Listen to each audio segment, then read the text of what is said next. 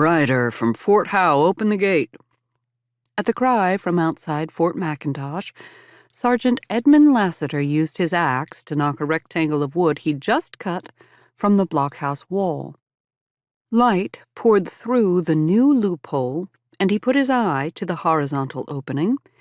From his elevated position in the center of the 100-foot square compound, he'd a view of the messenger riding in. "Maybe he brings the post." Holding his adze, Private Dougal O'Connor edged up next to Edmund for a look.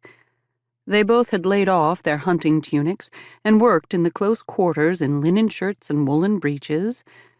Judging from the way Dougal's scent overpowered that of freshly cut pine, he could stand a bracing dip in the Satilla River, which ran about 80 yards south of the fort.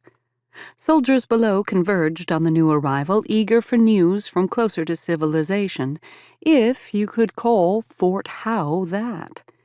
'Twas nearer to Darien, and thus to Savannah than this far-flung outpost, true.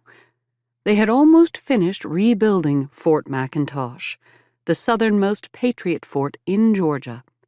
And while the confinement grated on Edmund, 'twas from here that he was most likely to see action against the British allied East Florida Rangers and their Indian recruits. And action was what he needed if he was ever going to make lieutenant and get posted away from the swamps of South Georgia. He'd hoped to have achieved that when he'd first been assigned to the frontier with William McIntosh's Georgia Regiment of Horse Rangers.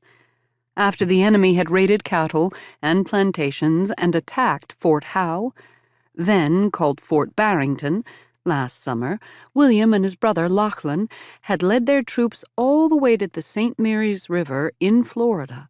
Lachlan had become a brigadier general and William a lieutenant colonel, but Edmund was still a sergeant. They had been in Florida again when an attack came in late December on Beard's Bluff, a small defense on the Altamaha River, 40 miles above Fort Howe.